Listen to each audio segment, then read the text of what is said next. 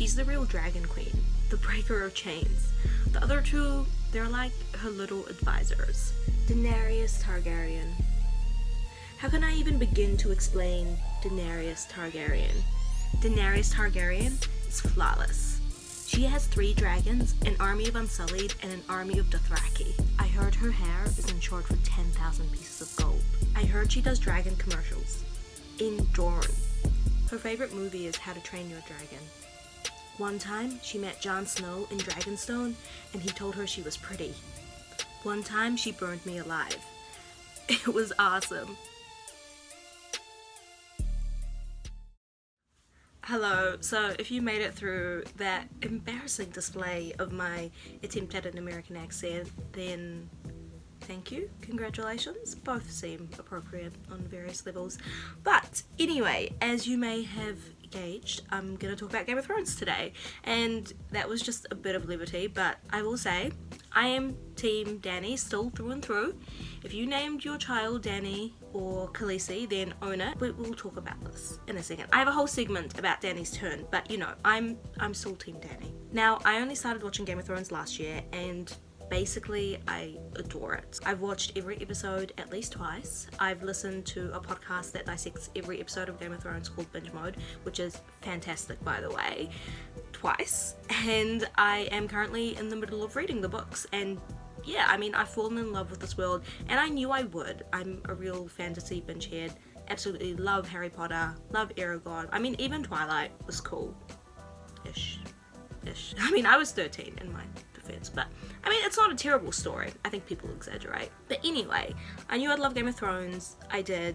And to be honest, the first time I watched it and the first time I listened to the podcast Binge Mode, I was actually going through a really rough time in my personal life, and I was maybe the busiest I've ever been at university. I mean, it was my final year. I had exams and tests and practical assignments. I had like 1,000,001 things going on, and I decided to watch 7 seasons of a show where every episode is an hour long, but c'est la vie, and it also really helped me through that tough time. So I really appreciate Game of Thrones, and I guess that's what I want to begin with. I want to say thank you to every single actor that made the show possible, to George R.R. Martin for obviously creating and writing this world, for the writers, the directors, the producers, the showrunners, the makeup artists, for everyone that has done such an amazing job. I mean, this last season has brought up quite a lot of conflict in the fandom. People really disagree about the things that did and didn't happen and the way they happened, and I'm one of those people. But I mean, I think we can all step back and say 2 things. First of all, the fact that in 2019, a story like this can bring so many millions of people together everywhere around the world, can engage them, can make them passionate, is pretty incredible in an age where I feel like it's cool to not care about things. And secondly, like I said just before, the amount of time, energy, effort, passion that everyone who worked on the show put in is astounding. Starbucks coffee cups and water bottles aside. Now, the second thing I want to say before I begin is that these are my opinions right now. It's been a couple of weeks now since the last episode of Game of Thrones aired, and I mean, my opinions have definitely changed. If you had asked me while watching the show, I was really upset about certain choices. The turn of Dany into the Mad Queen, the bickering between her and Sansa, and, you know, lots of other little things like that really bugged me while the show was happening. But in hindsight, I've been able to kind of think about and accept a lot of these decisions, and of course that's been helped by talking it through with people, hearing other people's insights, and listening to Binge Mode. Another plug for Binge Mode. And yeah, I'd say that overall I'm fairly comfortable with how Game of Thrones wrapped up. I still have a few things that I want to talk about, which is what I'm going to talk about today, but overall I am happy. And all this to say that Game of Thrones is a huge and complicated and imperfect but ultimately really beautiful story. It became a living organism, and I had the pleasure of exploring it, and I'm going to continue to explore it, obviously by reading the books and through many rewatches, I'm sure. Now, the fact that Game of Thrones has become so complicated brings in the idea of nuance and the idea that people can change their mind. These are my views here and now, today, on the morning of the 8th of June 2019. But as Tyrion said, ask me in 10 minutes, ask me in 10 weeks, 10 months, 10 years, I'm probably going to have a different opinion, and that's okay. That's the beauty of stories. I know that's definitely true with me and Harry Potter. When I first read it as a child, it meant something very, very different to me than my very last recent reread only a couple of months ago. I definitely feel differently about Harry Potter and got different things from Harry Potter reading it as a 22/23-year-old compared to when I was 10. I might change my mind about Game of Thrones, is what I'm trying to say in a nutshell. So yes, about 2 weeks on, these are my 7 lingering thoughts about the final season of Game of Thrones. Good and bad, so let's get cracking. Number 1, Brienne and Jaime shouldn't have slept together. Or at least, it shouldn't have happened the way it did on the show. Now, Brienne and Jaime have had a beautiful relationship ever since that bath scene. I think a lot of people have been shipping them, myself included. I was very, very team Brienne and Jaime. But I was also equally happy for them to stay friends, and after the scene where he knights her in the 2nd episode of season 8, I was really happy for their relationship to just have stopped there.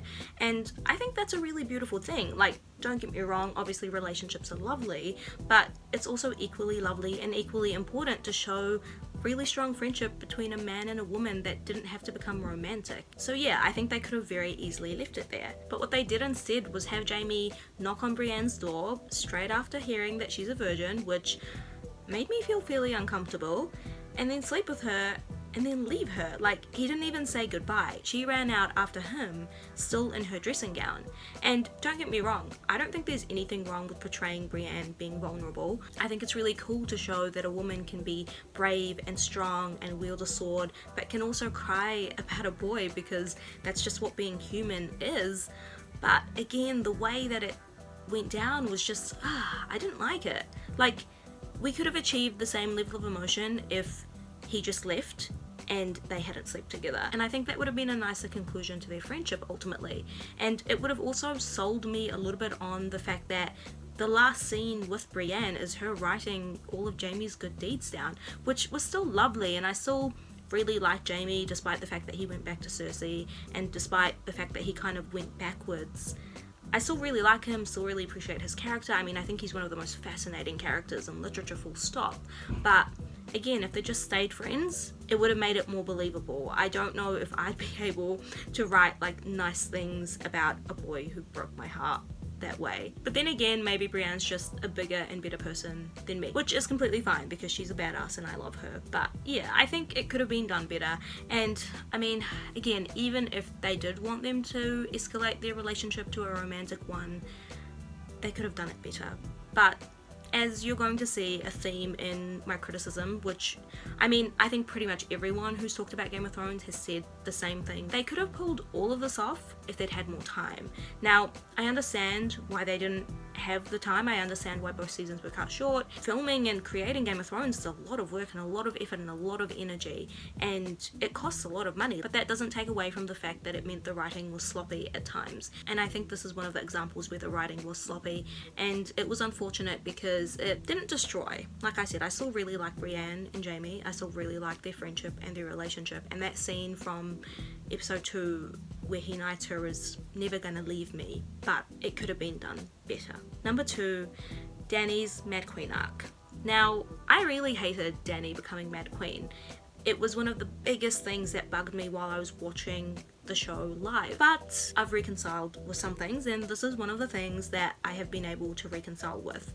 While it was happening, it was just frustrating. Danny is a strong, empowered woman, and they basically made her into the Mad Queen for things that men have done and been called strong leaders for. So okay, before she loses it and kills all those people in King's Landing, tell me, what did Danny do that was really unforgivable? The one thing that I can think of is that she burned Dickon when maybe she shouldn't have. But that being said, again, Jon Snow also did behead and hang people that disobeyed him. I mean, Janos Slynt was like begging for his life, and Jon killed him anyway. And it really bugged me that Danny was treated differently. Now, I have heard the argument, and I actually completely agree with this, and again, it's one of the things that has helped me reconcile Danny's turn a little bit more, that it's not that we're holding her to female standards, it's that we're holding her to the standards she put for herself. She was the one that said she didn't want to be like her dad.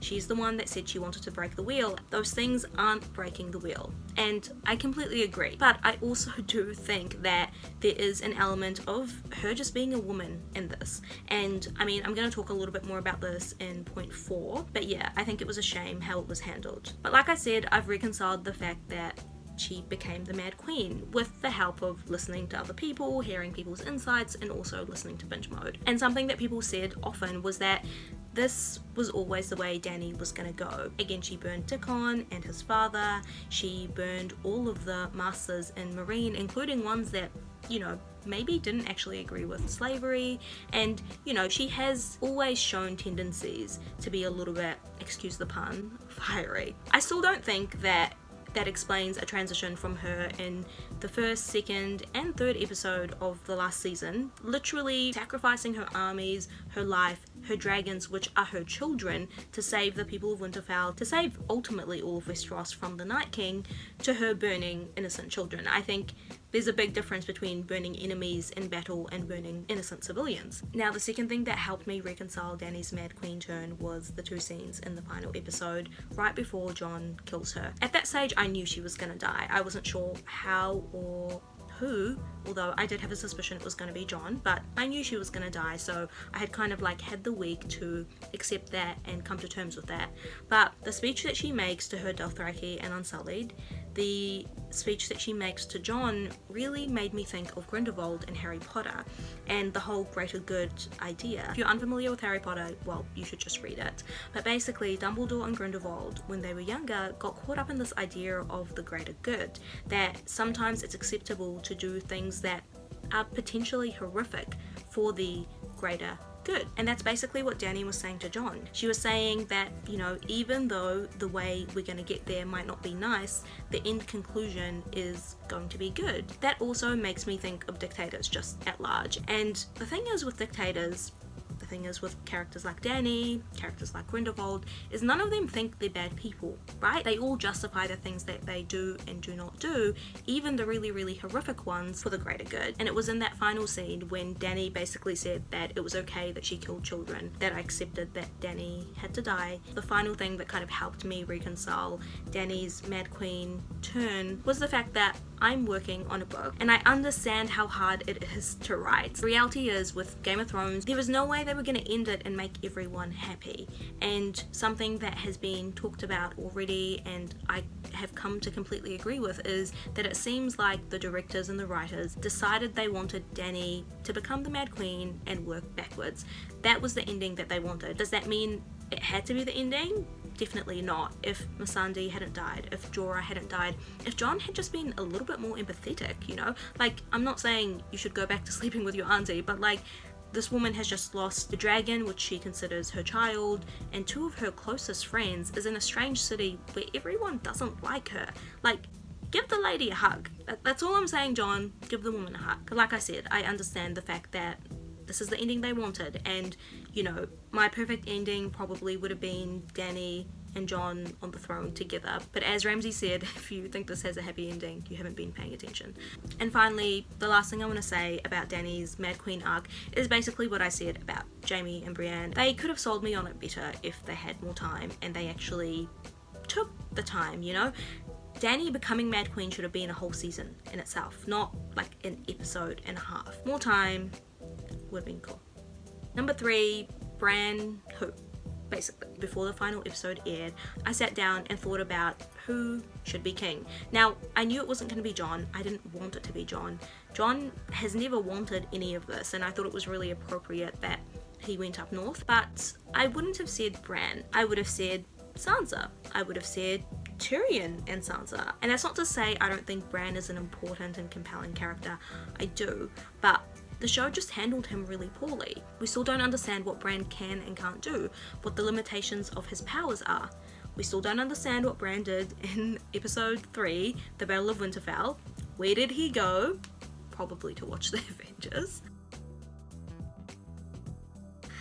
We still don't understand what he does and doesn't want. And finally, how much of Bran is left and how much is the three-eyed raven.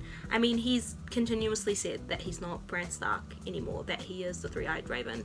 But then he does things that, you know, Bran Stark would do, like giving Sansa the North. And, you know, again, we could have been sold on Bran being king.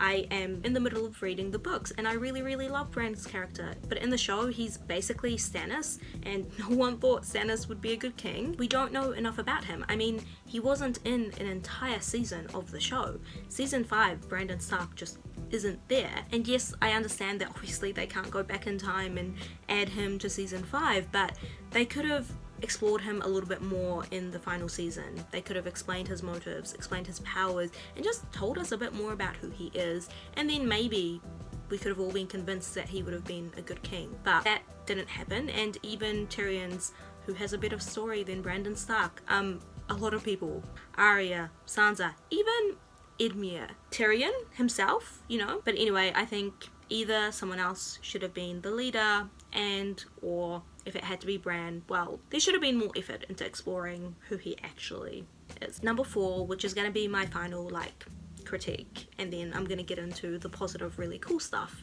But number 4 is probably my most important point, and it's that Game of Thrones is not a feminist show. Now, you might be like, what?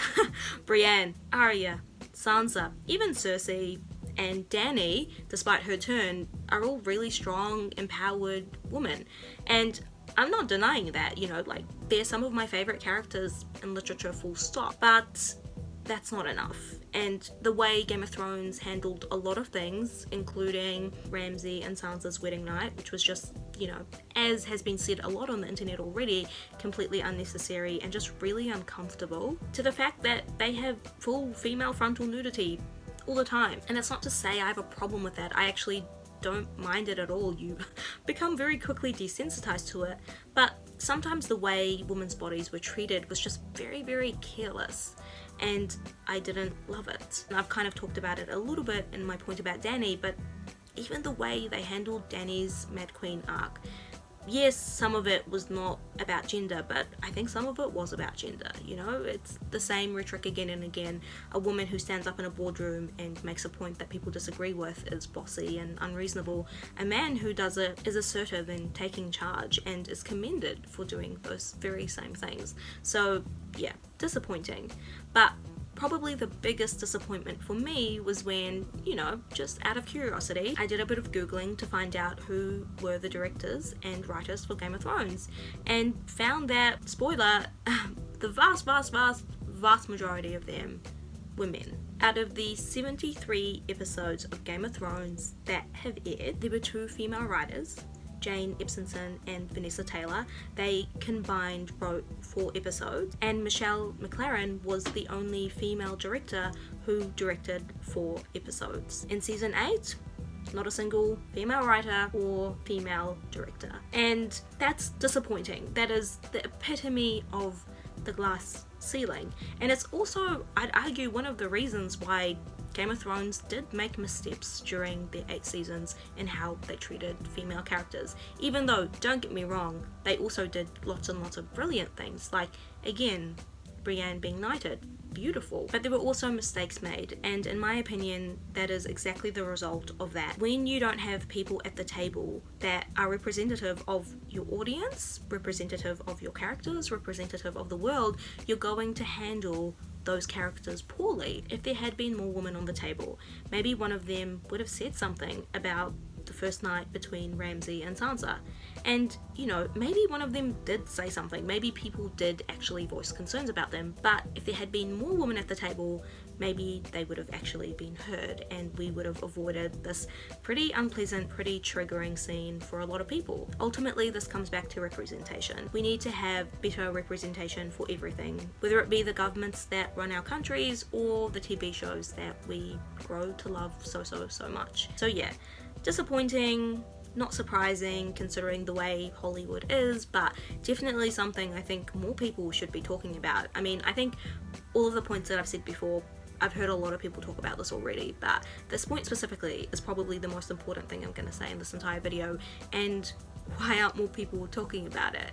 How can we have a show of 73 episodes with lots of female characters in the story itself, lots of female actors, and have combined 3 women doing important big jobs in terms of storytelling. Like, it's 2019, that's just not acceptable, and we can do better, we should do better, let's do better. And one of the first ways we can do better is we can all, as consumers, talk about it and bring attention to these, big studios and tell them that we don't think this is cool and that change is needed. Okay, so that was my final critique. Now on to more positive, super cool stuff, of which there were heaps and heaps and heaps, so only choosing 3 was actually quite hard. Number 5, Arya killing the Night King, and just her arc in general was perfect. I mean, Tyrion I think is my favourite character, and I think I just relate to him because I'm 4'11" and he's not a big person either, but I really, really love Arya. So seeing her use all of her training, kill the Night King, and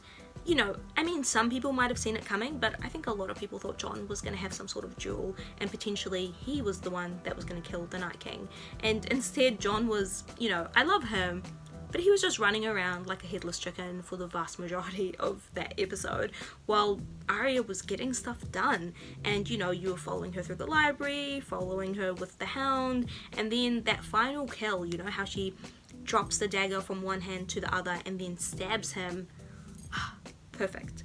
She's trained basically since the beginning of the show to do this, and now she's done it. She literally saved the world. And even things besides that, the fact that she slept with Gendry because she wanted to, the fact that she rejected him very nicely, to be completely honest, and went to live her own life and be an explorer, which is ultimately what Arya always wanted to be, was so awesome. In season 1, when Ned tells her that she's gonna marry some important lord, she says, "That's not me." And when Gendry asks her to be his lady, she says, "That's not me." Beautiful, beautiful ending for an amazing character, and I really also do appreciate that she kind of found the middle ground between being a hardcore assassin and loving her family and being emotional. Again, like Brienne, showing that women can be strong and, good leaders, but can also have feelings. So yeah, go Arya. Number 6, still on the Stark woman train, is Sansa's arc. And kind of like Arya, she ultimately got at least part of what she wanted. She didn't marry her Joffrey and produce beautiful blonde lions for him, or whatever she says in that first episode, but she became queen of her own nation. And she returned to the north, which, in the first season, all she wanted to do was leave. She basically wanted nothing but to live in King's Landing or Highgarden and go to all these fancy things and dress up in fancy dresses and, be at court. Even though she didn't get that, she got something better. She got home, and she still got the leadership that she wanted, and that, to be honest, I think she's very capable of. I mean, I love Dany, but Sansa brought up really good points, like, how are we gonna feed all of these people in that first episode? And Sansa has just continued to show that she really has a mind for leadership, and she really has a mind for tactics, and she's good at the practical stuff. I mean, Jon is good at the, glory and the war and the fighting and the big speeches, and I looked into his eyes. But Sansa is good at the practical stuff, like, what are these dragons gonna eat? Which is a very, very important question. So I think she's gonna make a fabulous queen. Her coronation, that whole scene was just beautiful. Her gown, her crown, everything, impeccable.